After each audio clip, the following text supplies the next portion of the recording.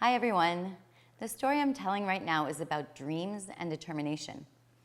There was a little boy once who became an orphan, and when he was 5, his uncle brought him into his house and decided that he would take care of him. So a year passed, and at 6 years old, his uncle takes him to school to learn the Hebrew alphabet. And this little boy tried and tried, but he just couldn't get it. He couldn't get the alphabet. He tried and he tried. And one day he was sitting trying, and all the boys around him were making fun of him.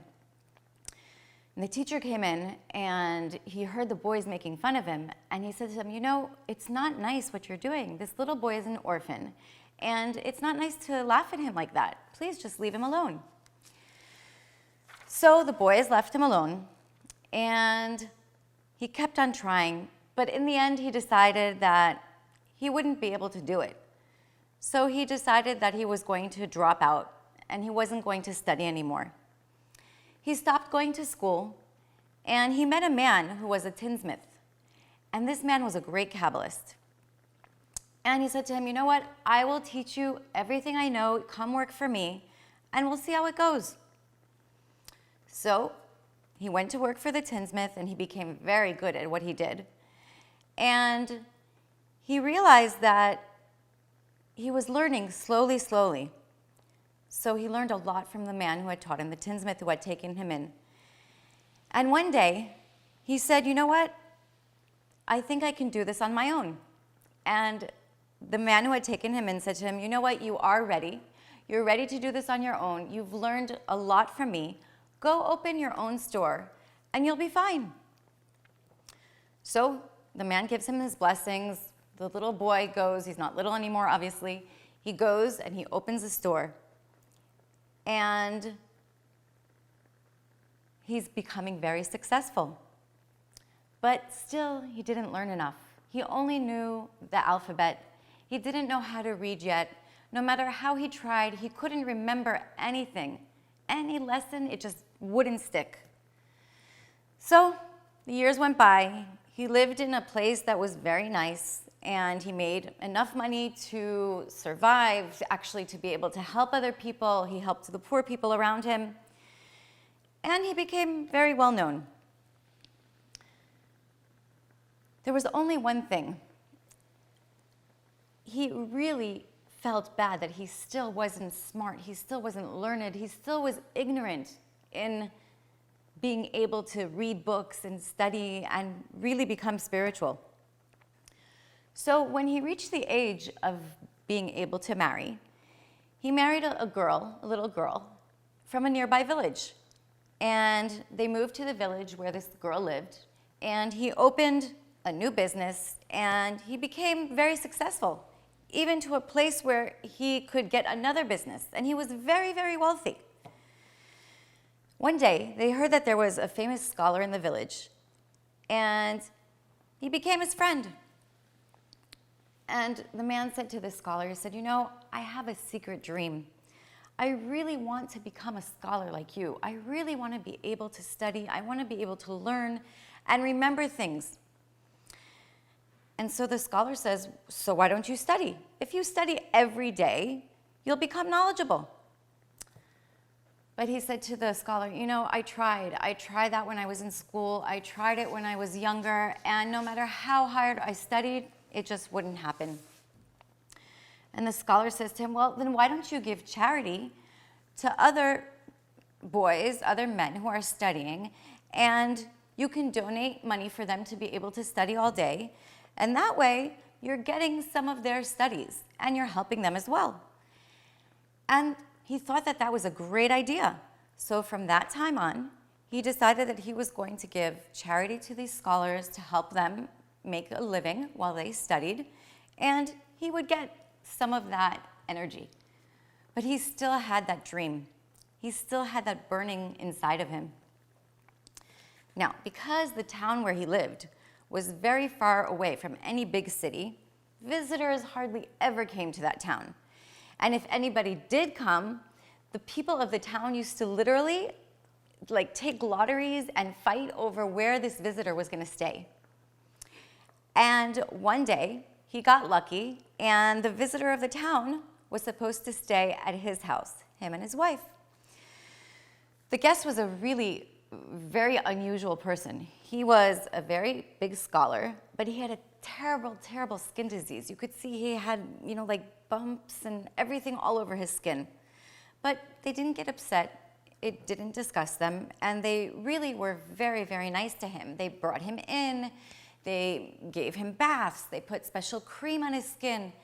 And slowly, slowly, he felt better. And the man went to thank them after 2 days. And he said, I feel so much better. Thank you so much for taking care of me. Even my skin is getting better. But the two of them didn't want to let him go. They loved so much having visitors in their house that they begged the man to stay. And he said, you know what? If you insist, I'll stay. And the boy said to him, there's just one thing I'm curious about. How did you get those skin diseases? How did you get that sore on your skin? And he says, you know what? Because you've been so nice to me, I'll tell you how it happened. And he said, as a student, when I was studying, I wanted to reach a higher level of spirituality. I wanted to reach a higher level of understanding. And I decided I was going to fast. And there were a lot of days that I went without eating or drinking. And because of that, I made myself sick. And it really wasn't a good idea. Now, the boy, of course, understood that it wasn't a good idea. But the words had stuck with him. It really hit his heart that if he really put everything to it, he would be able to make it. So it kind of stirred up his old dreams, his old passion for studying. And he said, you know what? I'm also willing to fast and suffer to be able to get what I want. And he was really passionate about it. So he started fasting. And like this person, he decided not to eat or drink for many days. And he actually begged the Creator, please, I'm fasting, I'm not eating, I'm not drinking. I really want to get to this level. And a lot of times he would go in the woods and he would say his prayers to the Creator. One day, while he was in the woods, he had a really, really, really strong desire to really be able to make that connection. And he started crying. And all of a sudden, with all his tears in his eyes, he sees this blurry image of a person coming through the woods. And he sees someone coming closer and closer, and he has a knapsack on his back, and he's walking through the woods. The man stops in front of him, and he says to him, why are you crying? And so there was something about this person, this strange person that the boy felt, that he felt it was okay to tell him. He says, I'm crying because I just am not able to learn. I'm not able to study. I've fasted. I've prayed. I've done a million things, but it's just not working. I still am not learned. The stranger looks at him, and he feels so bad for him. And he says, there is an easier way to do this. And the boy is like shocked. He's like, there is? He says, yes. Give me all your money and everything you possess. Come with me for 3 years, and I will teach you everything. By the time I'm done with you, you're going to be the most learned scholar there is in the world. And the boy gets up. He says, okay, I'm ready. Let's go. And the man starts laughing. He says to him, no. You have to talk to your wife first. You have to discuss it with her. You have to ask her permission. You're going to be gone for 3 years, and you're giving everything up. So boy says, of course, I'm going to go talk to my wife and my children. He runs back to his wife, and he says to her, this is my plan. I really want to give everything up to this man for charity, and I'm going to go away for 3 years, and when I come back, I'm going to be a scholar. And to his surprise, his wife says to him, that's what you've wanted all along, right? This is your whole life's dream. Go ahead, let's do it. And she says to him, but on one condition, you first invite this man to our house for a meal. And now the boy is so happy. He doesn't know what to do. He's so excited. And he's running out the door to tell the man, and the wife reminds him, remember, you have to promise that he's coming here for a meal. So he goes, and on the way he says, you know what? I'm going to talk to my father-in-law. I'm going to make sure he's okay with it. She's going to be alone. I want to make sure that he's going to take care of her. So he goes to his father-in-law. Now his father-in-law wasn't so happy with it. he has a job, he has children, he has responsibilities. He wasn't so happy about it. So he started getting these doubts in his mind. And he goes back to his wife and he says, maybe your father is right. Maybe I shouldn't go. I have all these responsibilities. And his wife looks at him and he says, if you really, truly desired it, you wouldn't hesitate for one moment. Not one moment. So maybe you don't really want it. But if you do want it, don't worry about me. Don't worry about the children. We will be fine. And his wife's words are now burning inside of him with new energy. He's so happy. And he hurries out to meet the man. And he says to him, I'm coming with you. My wife agreed. My children are fine with it. But my wife asked that you come and have one meal with us before you go. So she prepares this gigantic meal, and it's beautiful, and all kinds of food and candles, and the table looks amazing. And of course, the man walks in with her husband, and the man says to her, obviously you've gone through all of this trouble to make the table look so beautiful and cook all this food. What's the reason for the feast? And she says to him, it's a double celebration. And the man is curious. He says, why double? And she says, first of all, because we have the rare honor of having such an amazing guest at our table. And second, because sometimes people lose their money, they lose their wealth, and they never get it back. But here, we're giving up our money, our wealth, so that my husband can come back and be learned with spirituality and Torah. And the man looked at her and said, you are going to have blessings. So they eat their dinner, and they're about to leave. And the man says to the wife, he says, while your husband is gone, you can be in the house, and you can use the garden, because remember, they had given up everything, his house, his money, everything.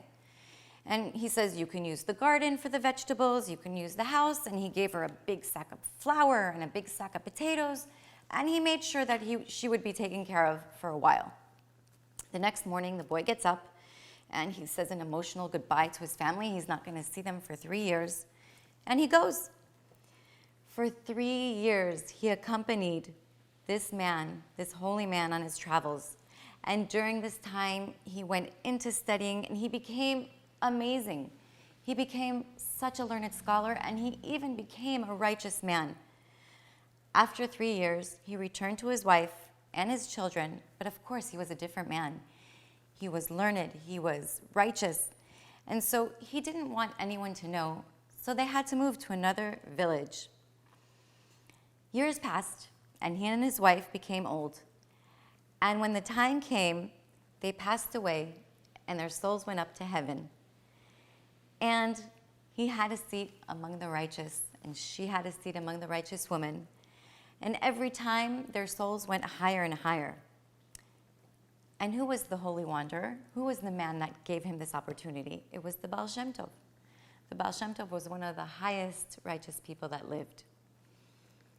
This boy, this little 5-year-old boy, never gave up his dream.